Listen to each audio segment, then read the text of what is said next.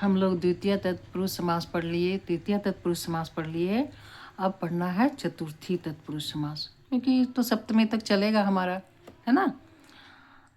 चुक्कियों की विभक्ति तत्पुरुष समास है ये, ठीक है। तो इसमें क्या है कि विग्रह करने पर पहला पद यानी पूर्व पद में चतुर्थी विभक्ति होती है और उत्तर पद जो गति हो जाता है, यानी उत्तर पद जो वर्ड दिया हुआ रहता है। तो इसमें सर्टन वर्ड है, बहुत कम वर्ड है, जैसे बलि हो गया, हितम हो गया, रक्षितम हो गया। उसके बाद हम वर्ड में क्वेश्चन करते हैं तो हमको उधर से आंसर आता है, उसके अकॉर्डिंग चतुर्थी विभक्ति तत्पुरुष समास होता है।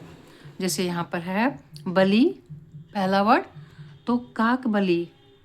तो काक शब्द का रूप चतुर्थी विभक्ति एक वचन में रखो या बहुवचन में रखो, यानी रखो क्या, एमसीक्यू में जो देखोगे, ठीक है।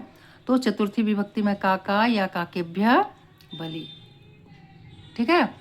आगे बढ़े। हितम है गौ हितम।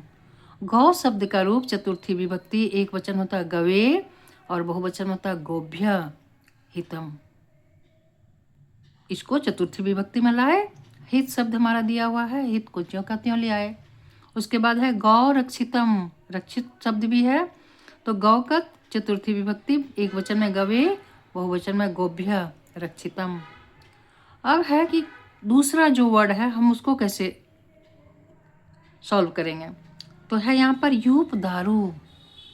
दारू मतलब दारू नहीं, जो हम लोग वाइन जिसको बोलते हैं वो नहीं है ये। इस दारू का मतलब है लकड़ी, ठीक है। और यूप का अर्थ होता है यज्ञ, यज्ञ के लिए लकड़ी। हम लोग यज्ञ को देखे हैं ना, हवी में आम के लकड़ी का प्रयोग किया जाता है, बेल का लकड़ी का प्रयोग किया जाता है, चंदन के लकड़ी का प्रयोग किया जाता है। हर तरह का नवग्रह का जब हवन होता है तो 9 तरह की लकड़ियाँ होती है। तुलसी का होता है, तुम्हारा जा कर के जो प्लांट घर में लगाते हैं लोग, आम का होता है, बहुत तरह की लकड़ियों का यूज होता है इसमें। समी के पौधे का लकड़ी का होता है यूज। तो नवग्रह का अपना अपना जो है उसके अकॉर्डिंग उन लकड़ियों का से हावी होता है।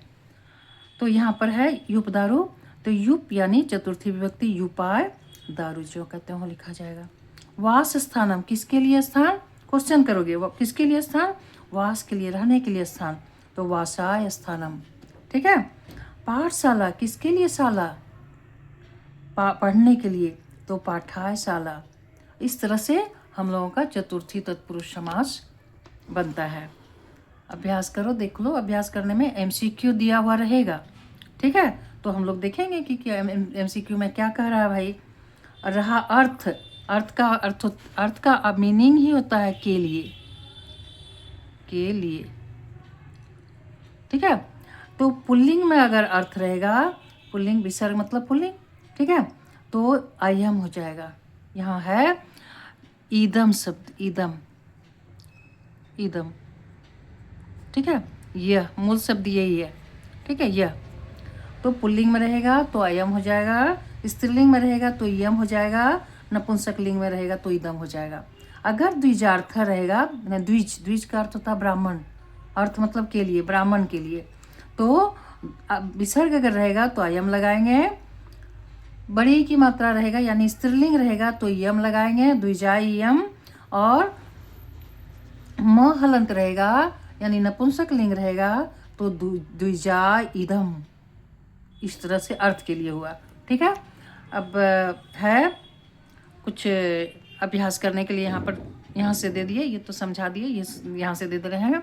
यूप दारू, पाकायशाला तोड़ करके भी दिए हैं, विग्रह करके भी दिए हैं, सामासिक शब्द बनाने के लिए भी दिए हैं, ठीक है। पाठशाला, वासाय गृहम, क्रीडा क्षेत्रम, क्रीडाशरः, निपाय धनम, घट्ट मृत्तिकः, भूत बलि, काकाय बलि, गौहितम, गवे यज्ञोभ्य रक्षितम, पुत्र रक्षितम, धर्म दानम, धनाय लोभ। इतना को करके देखो, इसके अकॉर्डिंग आराम से बन जाएगा। क्यों नहीं बनेगा, वर्ड को कुछ तो करना नहीं है, वर्ड को चतुर्थी विभक्ति में ले जाना है और बाद वाला पद को जो का तो लिख देना है।